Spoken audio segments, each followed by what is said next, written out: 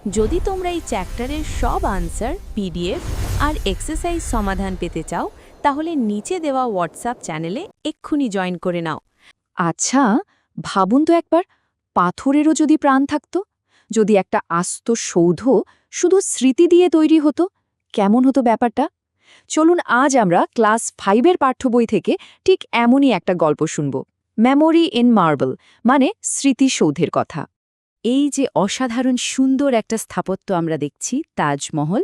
আচ্ছা, এটা কি শুধুই একটা সুন্দর বিল্ডিং, পৃথিবীর 7টা আশ্চর্যের একটা, নাকি এর প্রত্যেকটা সাদা পাথরের পেছনে লুকিয়ে আছে গভীর কোনো আবেগ, কোনো না বলা গল্প?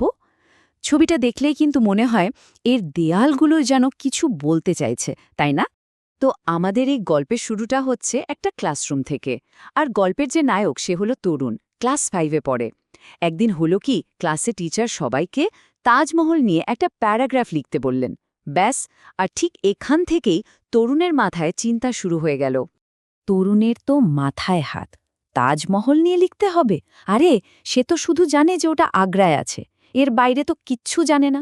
কি লিখবে, কিভাবে লিখবে, এই ভাবতে ভাবতেই তার পুরো দিনটা কেটে গেল।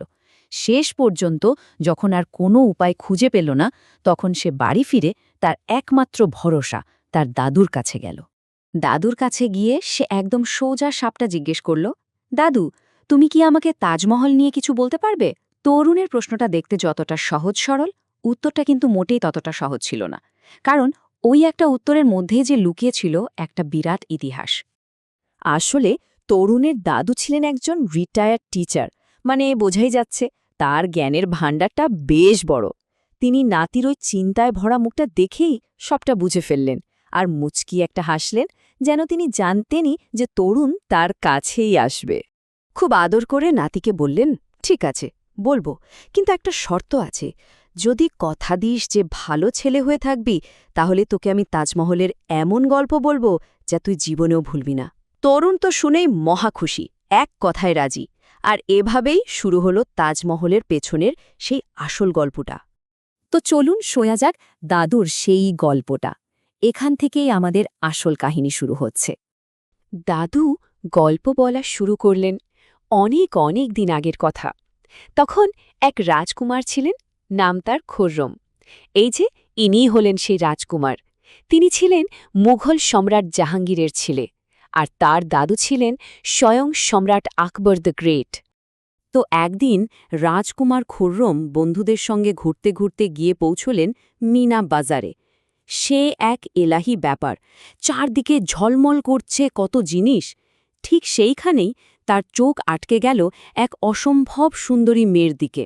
একটা রেশম আর কাচের পুঁতির দোকানে বসেছিলেন তিনি। নাম আরজুমান্দ বানু বেগম। ব্যাস, প্রথম দেখাতেই রাজকুমারের মনে গেঁথে গেল তার মুখটা। এরপর কেটে গেল পাক্কা 5টা বছর। অবশেষে ১৬১২ সালে খুররম তার ভালোবাসার মানুষ সেই আরজুমান্দকেই বিয়ে করলেন। গল্পটা তো বেশ জমে উঠেছে, তাই না? কিন্তু ঠিক সেই সময়ে তরুণ আর ধৈর্য রাখতে পারল না। সে দাদুকে থামিয়ে দিয়ে প্রায় চেঁচিয়েই উঠল, কিন্তু দাদু, আমি তো রাজকুমার খুররামের গল্প শুনতে চাইনি, আমি তো তাজমহল সম্পর্কে জানতে চেয়েছিলাম।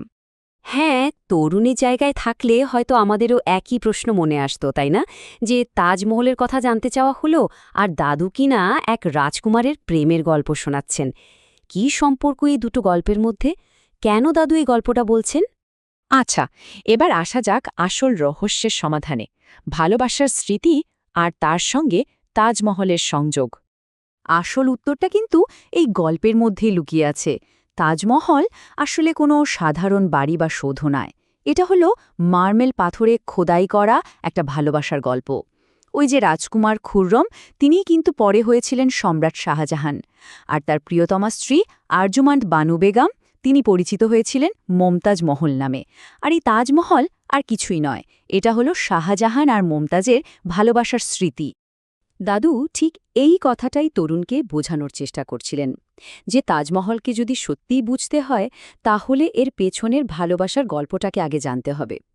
কারণ এই গল্পটা কোনো কালির অক্ষরে লেখা হয়নি, এই গল্পটা লেখা হয়েছে পাথরে।